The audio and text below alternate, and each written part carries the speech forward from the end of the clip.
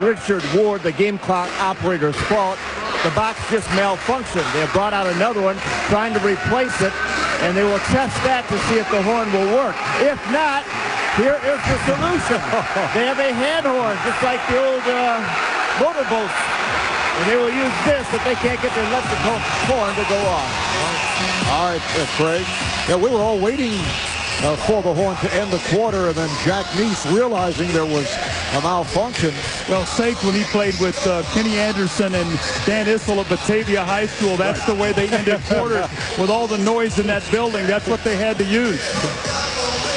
And we've had some strange occurrences here in Cleveland during this Eastern Conference final. Let's get back to Craig.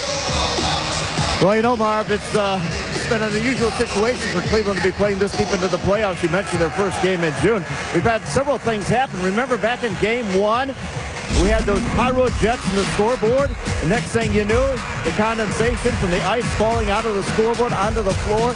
They had to change those pyro jets. And then don't forget that ball rolling out on the floor when Moondog was sending about 1,000 balls up into the arena. One accidentally come back. And then, of course, one of the favorite moments from Doug Collins was when they started yelling noise, noise, noise in game two when Daniel Gibson was trying to make a free throw. You're supposed to do that when the visiting team is shooting, not when your home team is shooting. So that PA announcer has been ordered not to go on the floor when the Cavs are shooting. So this is all something new for the fans and for the arena here in Cleveland. And they are still trying to figure out how they can get that final horn going. I would think if the official keeps an eye on the clock, he blows his whistle. Why this delay? I couldn't tell you. We want answers. Well, it looks like they've fixed the clock now, and it's set at 12 minutes, and looks like we'll get going here, although the shot clock says 23. And there's the air horn. They will go with it. You think you could hear that air horn in here with everything else going on? And now they are trying to adjust the shot clock and the game clock. The shot clock in order.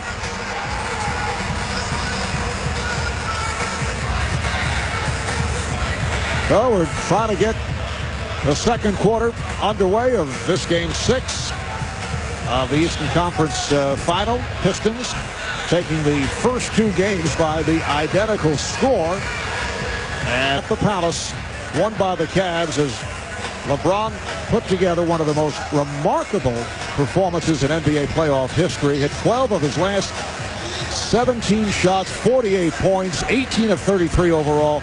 He scores the Cavs' last 25, 29 of their final 30, including that driving layup with 2 seconds left. And, you know, sometimes we forget. I thought the biggest basket he made was when they went down 88-81. The Pistons had gone on an 8-0 run. They'd taken a 7-0 lead. Normally the Pistons close those kind of games out. With the way they shoot free throws and their guard play, the fact they'd only had 1 turnover up to that point in time, and LeBron went in there, hit a little spinning layup, made it 88-83. I thought that was his biggest basket because it looked like they were on the ropes. Well, as we await the start of the second quarter, does this feel like a rain delay? We'll be back in a moment. The most spectacular individual performances in NBA playoff history pulled off by LeBron James, and as it turns out, and the interesting stats revolving around what he did continue to come out in terms of players under 23 years of age. Most points in a playoff game, it's LeBron and Kobe on top of that department. Just so incredible, the combination of the outside shooting, the ball handling, the powerful dunks. And we talked about it after the game. He was like a man just playing with children out there. I mean, and you forget, when you watch him, you forget these other guys on the floor are some of the greatest athletes in the world, and he comes out there and just dominates everybody. It was just incredible to watch. 29 points over a span of 17 minutes. All right, let's check in with Craig, who is all over the scorer's table fiasco. Well, Marv, all heck is breaking loose over here. First, we have the horn not going off on the game clock. Then after they got that attended to, now the shot clock has frozen at 17. They can't get that fixed. And now, if you look up, even the main scoreboard isn't working. It shows the score 0-0 going into the third period. That may be all right for the Ottawa-Anaheim Stanley Cup final, but obviously it's not here. So right now they're talking things over. They don't know if they can get any of these to work, and they may have a further delay. But they do have, as you mentioned, that air horn. And yes, it is like the good old Batavia days, Doug, back in the 60s. But usually when this occurs, and it has happened in other arenas from time to time, the public address announcer can count off the time. He can provide the score. The horn is not that essential. I don't understand why we are having this kind of delay. Doug and Steve, will you please go over to the table and straighten this out?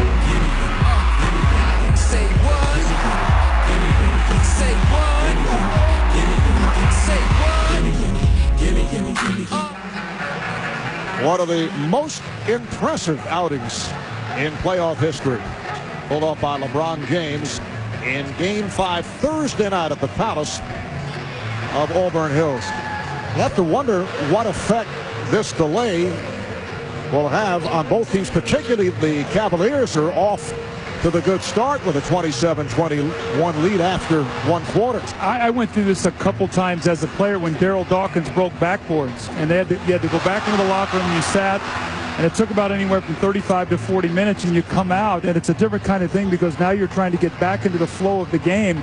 And Marv, it's a good point to see who's going to respond better when they come out of this situation. And I think it hurts Cleveland because we talked about the 12-2 run at the end of the quarter. We talked about the crowd getting into it. I mean, everything was kind of flowing for the Cavaliers. Now all of a sudden the game halts, the action stops, and everybody's just kind of waiting around. Let's check in again with our scores table correspondent, Craig Sager. Craig? Well, thanks, Marv. Eddie Rush is the crew chief. And Eddie, I know we have a long delay. What is going to be the solution? Well, we're trying to find 24-second clocks. 24-second clock will not work properly, and the game clock will not work properly at this time. So we're trying to locate some 24-second clock that we can put in the corner. You say try to locate. Would they be in this arena or would they be at a local high school or college? I hope they're at this arena. If they are in this arena and you put them on the side, would you have to move maybe photographers or fans out of the way? No, we're not moving any fans, but photographers will make sure that they're not in the way so both teams can see the clock. All right, if we can have first dibs, please leave our photographers out there, okay? I didn't hear you. Please leave our photographers out there, okay? Gotcha. Thanks a lot. Thank you, Mark. All right, Craig. I still don't understand why they don't start the game as they are looking for these shot clocks. And again, I mentioned it earlier, public address announcer can count off the time. I agree. Doug, you and I have both played games where that was the case. The clocks went out, so they counted off. The referee would alert you 10 seconds left on the shot clock. There'd be a horn, a handheld horn. I mean, I think you can still play here. Well, we'll take another break. They have played one quarter. It's 27-21. Cavs in front.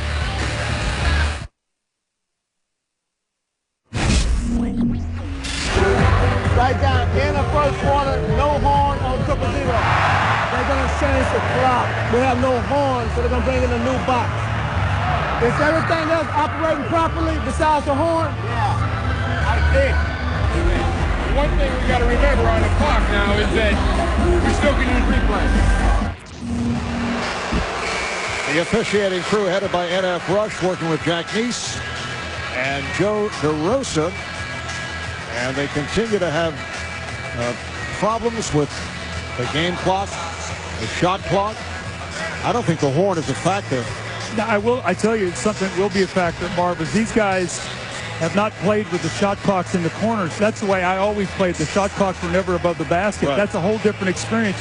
You're trained now as an athlete to look up into the clock. Now you're going to have to try to locate it in the corners, and that could be a factor. Now let's get back to Craig. Well, Marv, you're wondering why we can't get this game going, why the shot clock was so important, why we just don't have the PA announcers' announcements going on. And actually, that's what they're talking about. They brought out stopwatches to 3 different people. They don't want to trust just one person with a stopwatch. Meanwhile, remember, they always travel with an extra official. That extra official is Sean Corbin. He is back in the back room where he is obviously watching tape and getting ready and doing his normal job. There's a chance they could bring him out as well if there's a discrepancy with who is working the shot clock. But they have decided that is a feasible alternative, so they will have hand watches like they used to do in the old track meets, and we will have our air horn and get ready for the 2007 Game 6 Eastern Conference Finals. You feel you're watching a Peter Sellers movie? I think they are closing in on a decision. And it appears they are about to resume. Let's take a look back at what took place in this first quarter. Cavaliers shot well at 9 of 16 for the 56%. Pistons opened hot, then cooled off 10 for 23 for 44%. Detroit did not get to the line. Cavaliers 6 of 9, and the Cavs hit 3 from beyond the arc. I thought it was a great quarter for Cleveland, particularly after that slow start. I think they were down 6-0. And Mike Brown told us before the game, he said, I want our guys to play loose and free. And we saw some early mistakes, 4 turnovers, some crazy passes, but I like their attitude. I like the freedom with which they're playing. And we are now ready to resume following a 21-minute delay. So the public address announcer will call off the time. The shot clock is not working, and it appears the game clock is. 10 seconds. As you heard, 10 seconds on the 24. 5 seconds. Daniel Marshall rebounded by Tayshaun Prince.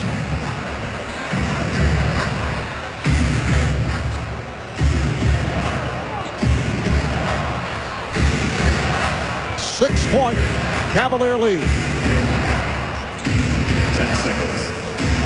Prince backing his way. Now double teamed. And fielded by Gibson. The strength of LeBron really bothers him down the low post. He cannot swing in and get into the lane against him. Marshall for 3. Yes.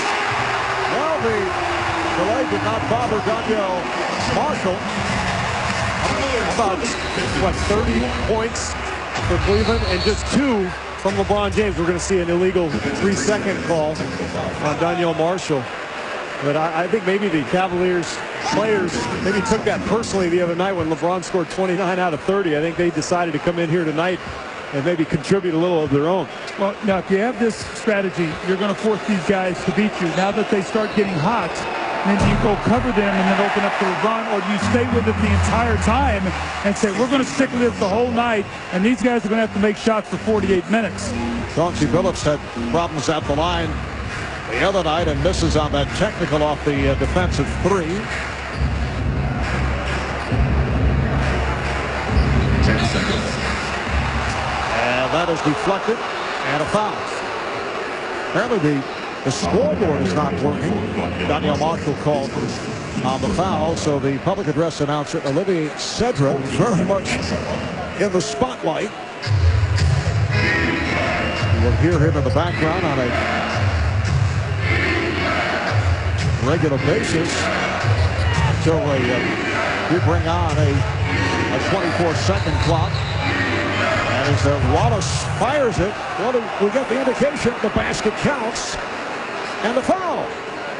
Well, I don't think that should count. Was that Jack Neese did say score the basket. It looked like it was going to be a defensive 3-second call, but it was waved off because the shot went in. If it happens simultaneously, then they'll count the 2 points. So that's what they said is when the shot was up, they were going to call it, but they will not take the 2 points away in that situation.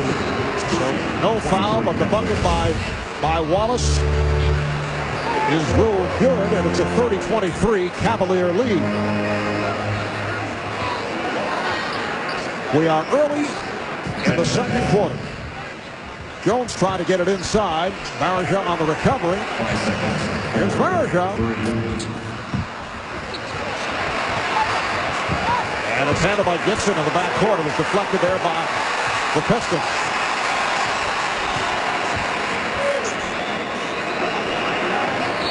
James is fouled by Hunter. They're trying all different kinds of guys on LeBron. They've shown Rip Hamilton. You've seen a little Chauncey Billups, a little Carlos Delfino.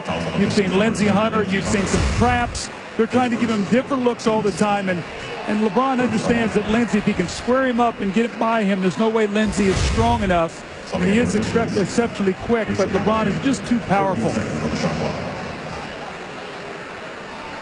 First team foul on the Pistons. Varejao had nowhere to go.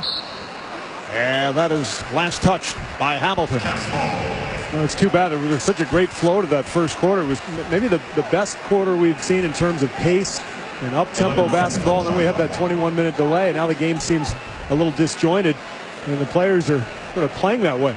Well, it's uncomfortable when you don't know that shot clock and you're waiting to hear what the guy's saying, how much time. Gibson. 5 seconds. He's trying to draw the foul. Picked off by James. Here's LeBron splitting through. Marshall could not hit on the follow. And it's last touched by the Pistons. You ever seen a guy faster or more powerful? I mean, the only guy I can think of is Charles Barkley in terms of getting the ball and just going, because it's not just the speed, it's the strength. He gets away with a walk there. Can't put away the lay-in, but ultimately the ball goes off of Rasheed Wallace. And here's James getting inside to draw the foul. So LeBron to the line. The foul called on Prince. Go to Craig Sager. Craig? Well, Marv, obviously the problems continue. Our listeners and our fans watching at home can see the score, 30-23. But the coaches are not able to keep track of what the score is because obviously the major scoreboard is not working. So they've asked to have some type of monitor or some type of additional person down here so that they can have somebody tell them what the score is. They keep looking up because it's not working. So they want both sides are trying to get somebody out here to relate to them what the score is after each possession. That is the Jumbotron, I'm told, which is way up high. Although, wouldn't you think that an assistant coach could take a legal pad and keep score? There are about 7 of them What's on going each on team. here? 2.5 gone by in the second quarter. The Ducks got the step. Nice move. And the foul. That's a tough matchup for Donyell Marshall. He's kind of an in-between 3 and 4 player, Marshall. He can guard the post, but a guy like McDyess just too big and strong. And you see the speed, that little spin move.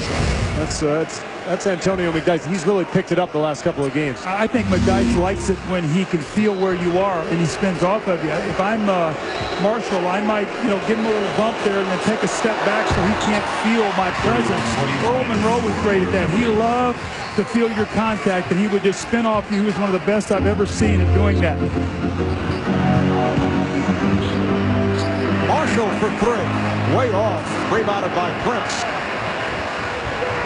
Hamilton got the step. Strong move by Rip Hamilton.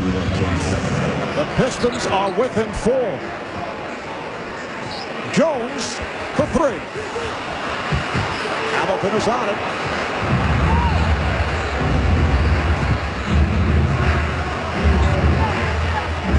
Hunter clearing it out. Hamilton moves to the other side.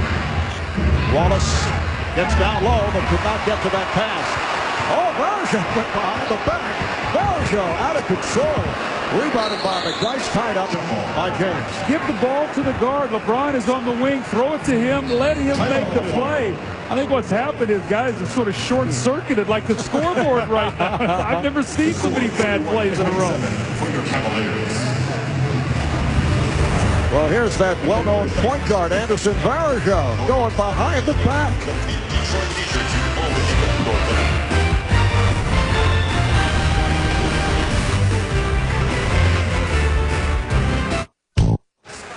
Well, 21,000 in attendance here at Quicken Loans Arena, and next door right there at the Jake under the lights, better than 40,000 watching the Indians and Tigers in game 2 of their 3-game set. Bottom of the 6th, Tigers up 8-4 in a battle for the Central Division lead. Cleveland in front by 4.5. So while the Cavs have won 3 straight from the Pistons, their baseball counterpart, the Indians, have won 5 in a row against the defending American League champion Tigers, winning last night.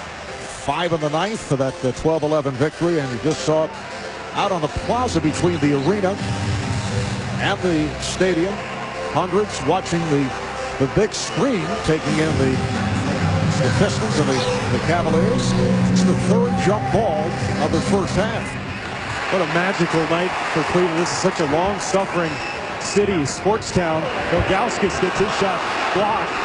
With the Indians rolling along, the Cavaliers on the verge of the NBA Finals. This crowd is electric. Ilgauskas coming back on with 4 minutes gone by in this second quarter. Wallace, it counts to the foul. Rasheed able to release, got it off, took a late hit. He has 8 points, and he is headed to the line. The foul is called on Damon Jones. I love the footwork, though. You watch him. The ball never goes down. Little inside reverse pivots. Jack Sickman used to make that move so popular when he was playing in the NBA. The big man either has to close down on you or give you space. When he gives you space, just go up and shoot it. He closes down, use one quick dribble, and get to the basket. I'm shocked that more big guys in the NBA don't go to that move. Wallace looking to complete the 3-point play.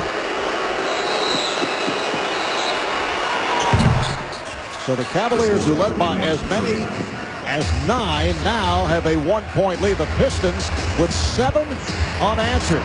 Meanwhile, the Cavs just 1 for 9 from the field in the second quarter. Gibson guarded by Hamilton. Gibson on the drive. Oh, what a shot! Will it count? It will. Jack Neese was about to call it the other way, and then said no, it's a blocking foul, and Gibson is hurt. Now, Jack Neese was definitely going to call that a charge, and then the last second he sort of pointed down in that restricted area arc, and let's take a look. First at the feet, looks like McDyess. Is that McDyess? Looked like his feet were outside the arc. Looked like he was there in position, so tough call for Detroit. Is Gibson okay? That's the question. Shake it up. Going to the line again. He has spent much time at the foul line, as you see. McDyess picks up his second.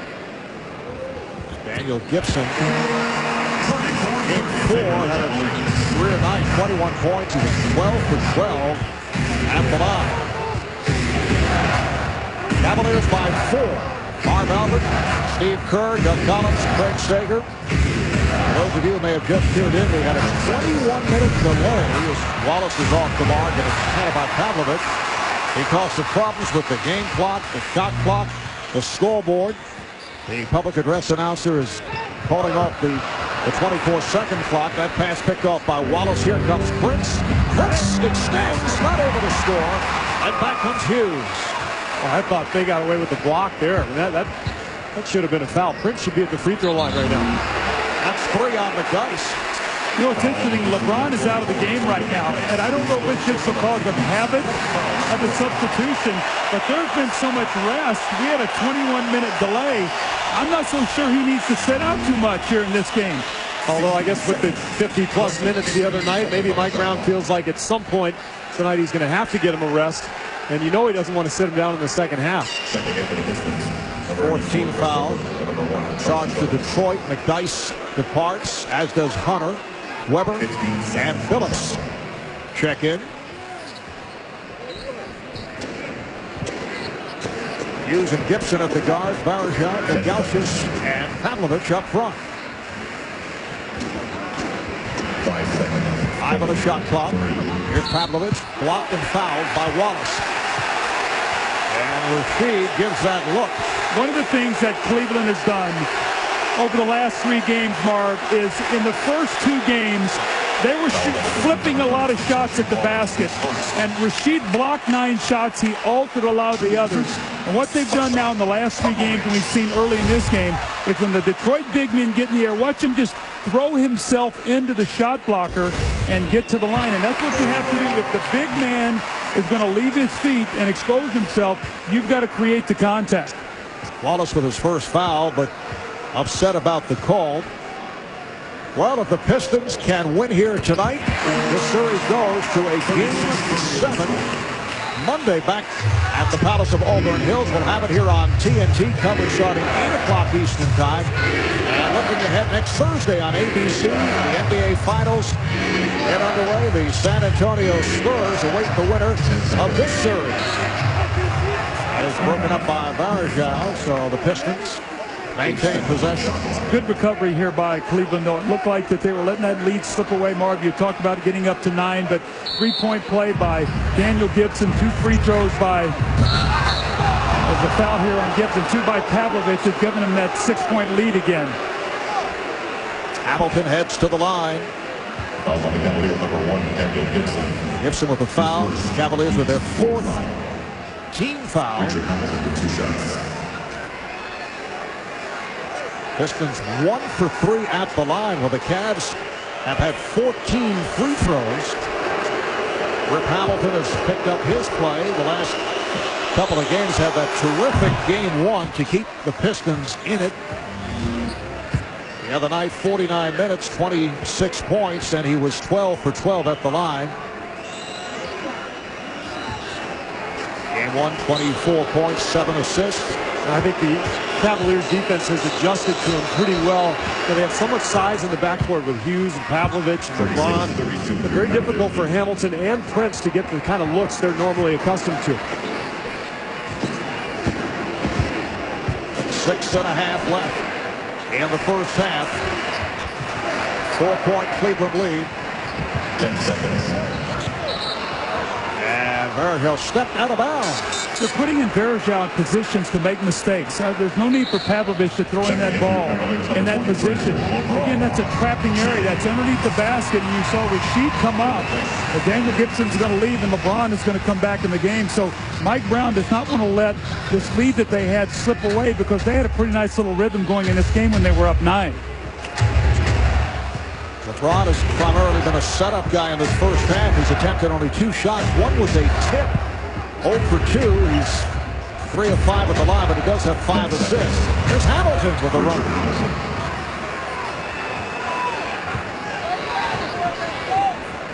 Pistons are within 2. Oh, bad pass. Here comes Prince. And Prince is fouled. It was blocked by Varejao. The changing defenses have really bothered Cleveland, particularly that half-court trap. They're forcing some turnovers from the Cavaliers. That's 7 already for Cleveland, and it's leading to some easy hoops. And here's a nice move in the half-court by Rip Hamilton.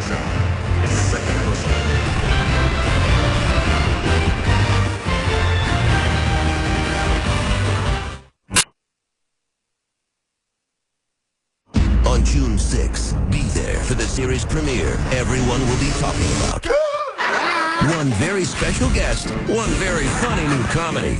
Tyler Perry's House of Pain premieres June 6th at 9. On TBS, very funny.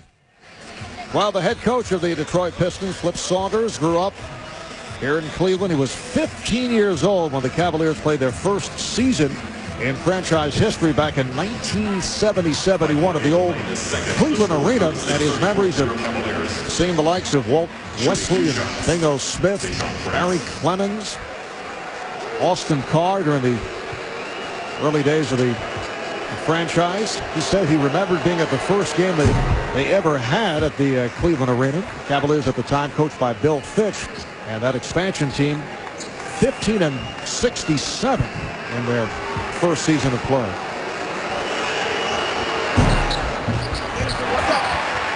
The Cavalier lead is down to 1. Daniel Gibson is back. Gibson and Hughes at the guards. James, Ilgauskas, and Gooden up front. Defensive 3-second violation is called.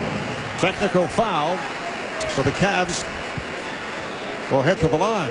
Cleveland's got to get somebody in the middle of that trapping defense who can make a play. And I'm not so sure. You don't want to have LeBron sliding in there. You've got Hughes and Gibson on the perimeter now.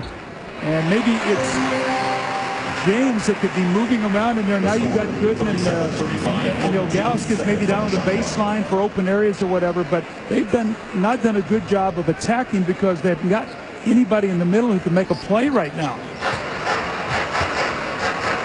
Cavaliers up by 2. 5 seconds. 3 on the shot clock. Here's Hughes for 3. Rebound on Ilgauskas, and he lays it in. Let's check in with Craig Sager. Craig? Well, Cavs general manager Danny Ferry was getting the sense that his team was being distracted by the clock malfunction with no shot clock up there. He came down, told Mike Brown, do not let this be a distraction. Meanwhile, LeBron James came over to the score table and said, we've got to get this shot clock fixed. We have to get it fixed. One of the solutions for the fans, they're going to put our telecast on the Jumbotron so at least they can see what the score is. Well, all right, Cavaliers now with a 39-37 lead. Rasheed Wallace with 11 points. And Ed Rush says stay right here. A foul is on the Pistons. It's on Hamilton. That is his second. Both teams are over the foul limit. Ed Rush warning Rip Hamilton to move aside. Rip continues the discussion. And he already has one technical. Remember, he and Pavlovich got the double technical at the 3:29 mark of the first period. So the next one, he's gone. And, you know, Marv, one of the things that the Pistons were worried about when they moved Rip Hamilton over to play LeBron James is that he doesn't get in foul trouble. He has 2. They do not want him to pick up his 3rd going into the halftime. And that's why they may go back to that zone these last 4 or 5 minutes to try to protect Hamilton.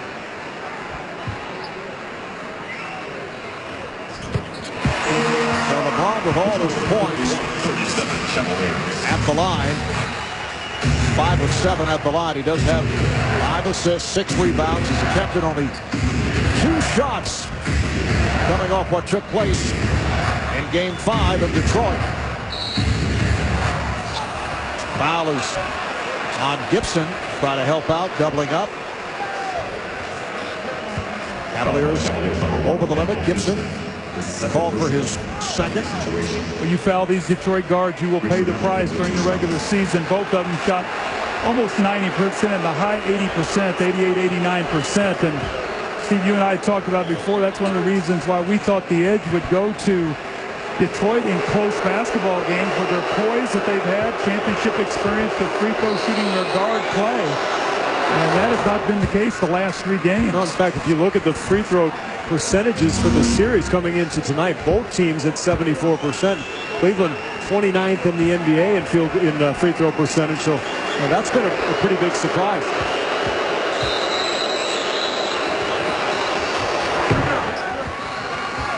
The Pistons back within 2. The Cavaliers have led by as many as 9 points.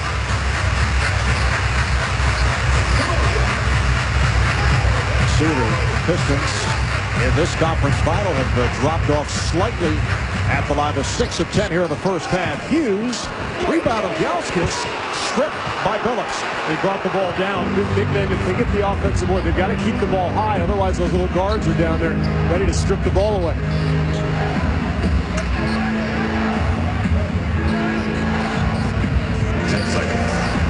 Hamilton has faked on Gibson.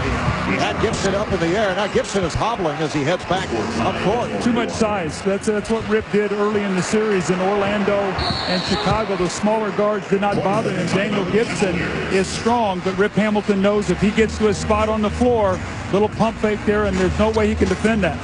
Terrific first half for Rip Hamilton. 16 points, 10 of the 16 here in the second quarter. Well, Gibson, you talked about it, Doug. I mean, they tried to shift him around a little bit, and regardless of who he's covering, whether it's Billups or Hamilton, Detroit in the last few games has really gone down onto the block because they know that both Billups and Hamilton can shoot over the top of him.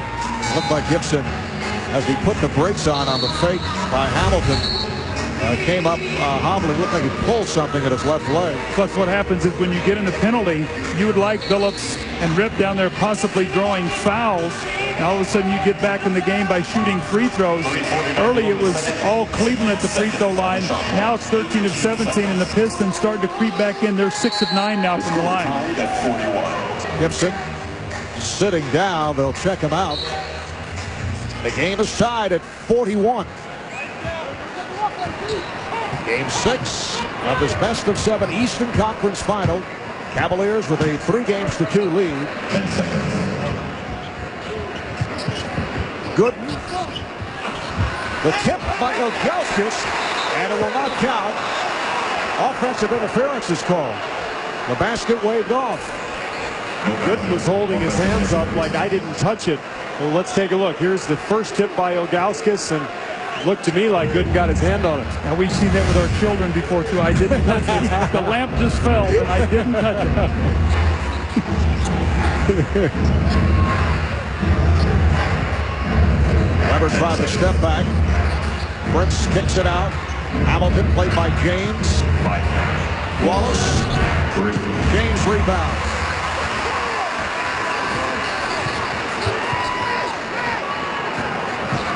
And here's LeBron going all the way to draw the foul. Beautiful hesitation move. 2 free throws for James. Wallace committing his second foul. Well, it would have been tough to imagine coming off of Game 5 when he was just so brilliant and dominated the Cavalier offense that they would be tied. Cleveland could be tied here without a field goal from LeBron James with just 3 minutes left in the second quarter. He looks like he's on his way to one of those Jason Kidd triple doubles. He's already there almost with the rebounds, and then he's just got to catch up with the points. Something tells me he'll do so. Steve going out on a limb in terms of points scored by LeBron James. Just call it a whim. Yeah.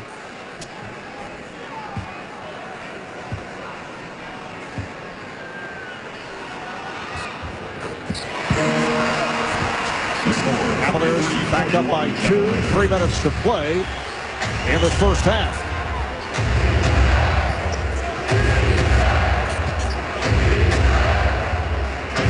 Phillips now played by Hughes. Hamilton gets it inside. Nice play. Weber with the bucket, and he is fouled. So Weber will head to the line. Weber has 8 points. Foul committed by Gooden. I've spoken about this on many occasions about Rip Hamilton. As a younger player, when he came off those screens, he used to play on a bad team and he was looking to score. Now he's playing on a good team and he's making plays for other people. That's a very nice pass.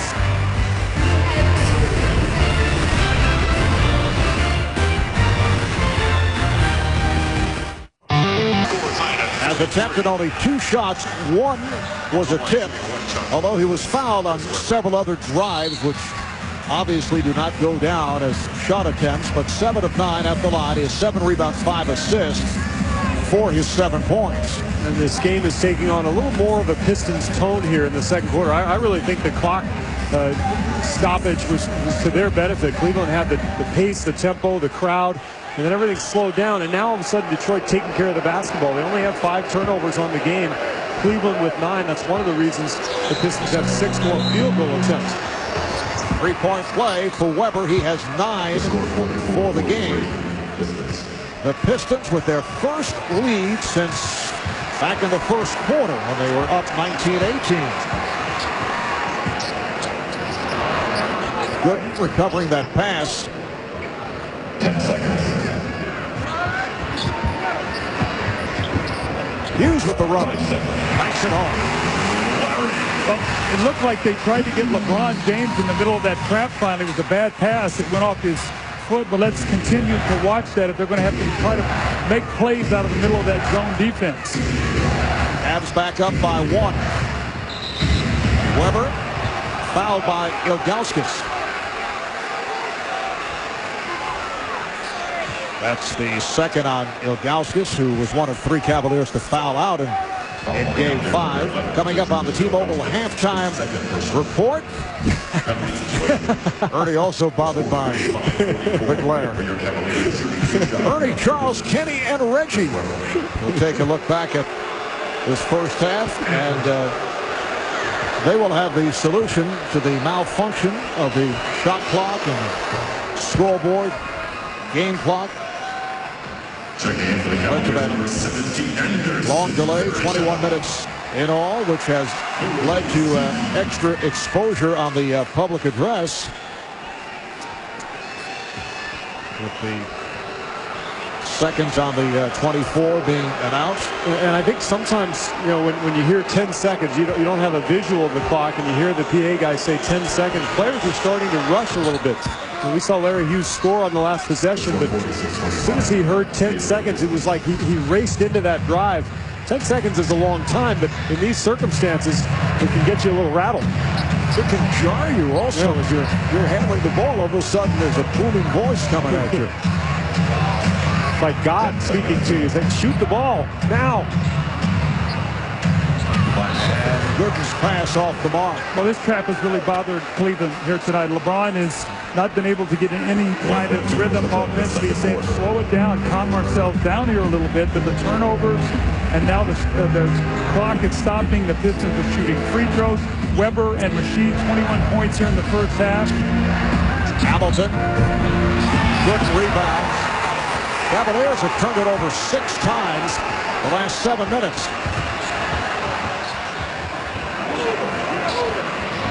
Bergeron has it knocked away by Phillips. Picked up by Gooden. Rebound to Weber. Phillips with the lob, and Prince is not able to put it down.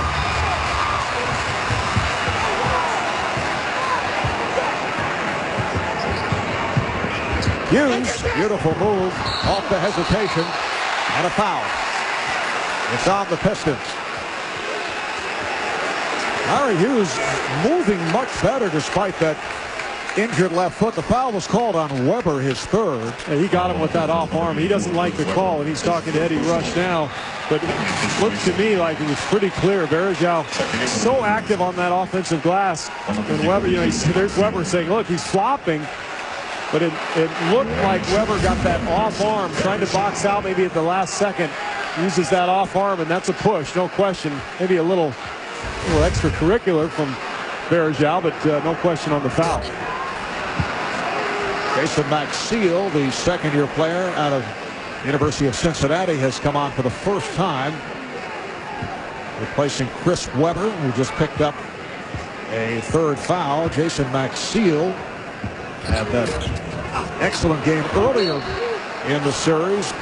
Had some problems at the defensive end Thursday night in Game 5. When you look at the Pistons scoring, Tayshaun Prince still without a field goal, 0-5. He does have one free throw, but Weber and Wallace both with 11, 22, and Rip Hamilton was 16. So those 3 guys have the bulk of the scoring. 5 points for Chauncey Billups. He's only attempted 3 shots, so he's really running the offense. Hamilton is rejected by James. And Hughes, battling for the loose ball, was fouled by Hamilton. That'll be his third.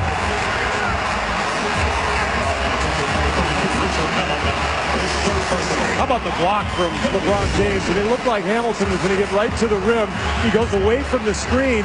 Looks like he's got a lay, and LeBron just goes up with his left hand, blocks it, and then the double whammy. Hamilton ends up with a foul. He'll go to the bench, and Lindsey Hunter will come into the ballgame. They run a lot of the same principles the San Antonio Spurs do. They don't want you to get to the middle of the floor. They sort of influence you baseline, but normally for the San Antonio Spurs, it's either a Duncan or like a David Robinson or one of those guys coming over to block shots. In that instance, it was LeBron James, but Cleveland not a big shot blocking team. And having their struggles at the line, Hughes only 68% at the foul line during the regular season.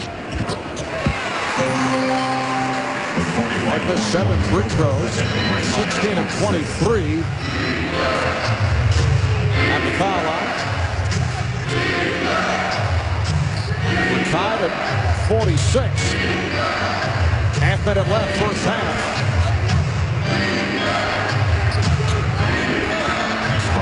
Prince in the back at home, working hard on on Gooden went to the crossover.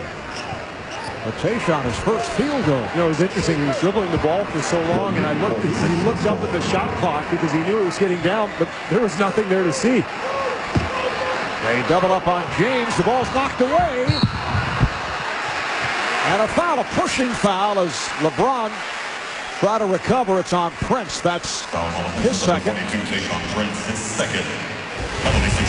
Oh, very fortunate here, LeBron. This ball's knocked loose, and he just used his upper body strength to be able to just go get the ball away from Tayshaun Prince. A little bump out of bounds. So Cleveland have been very dangerously here. They've been slow into their offense. They're not moving the ball against the traps, and Detroit has quietly worked themselves back into this lead. Detroit over the foul limit.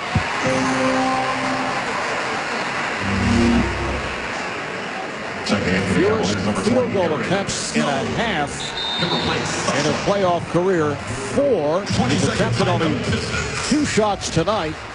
0 for 2.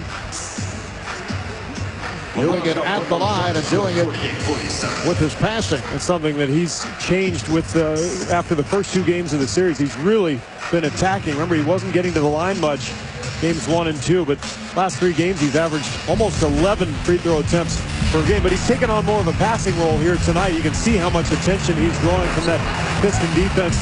Every possession, 2-3 defenders coming at him, and the Cavaliers teammates coming through for him, making some shots, particularly in that first quarter. And that's exactly what they needed to do coming out that game 5 when they just watched LeBron take over. 5 assists, 7 rebounds, along with 8 points, all at the line, plus 2 blocks and a steal. It's a pretty good stat line, but I would think we will see a more assertive LeBron James in terms of offense in the second half. I don't think there's any question. Remember the third quarter woes. Last third quarter, the Cleveland Cavaliers actually won after they got off to a slow start in the third quarter of Game 5. 9-2 run. They finished it up with a little 12-4 burst and won that quarter 19-18. 10 seconds remaining in the first half.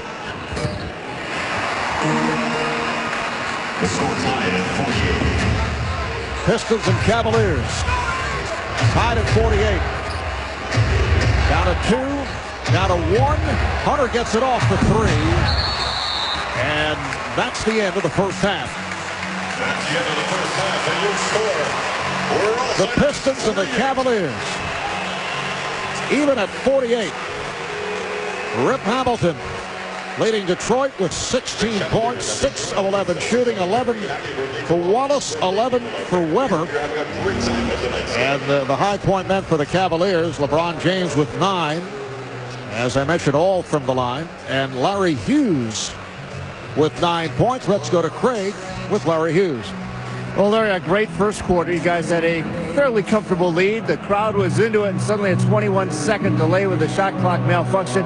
How did that affect you guys, and how does that affect you in the game? Well, it took a little bit of rhythm away, I think, on both sides of the basketball.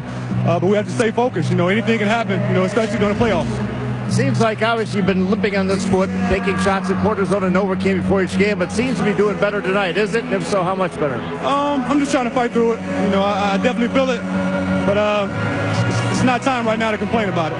Well, LeBron James was spectacular last game. He's yet to make a field goal. What do you expect of him in the second half? He's being patient. He's taking a double team on. He's letting his teammates make plays. So we expect him to come out strong in the third quarter. All right, thanks, Larry. And when we come back, Ernie Johnson, Charles Barkley, Kenny Smith, and Reggie Miller with the T-Mobile Halftime Report from the Q in Cleveland.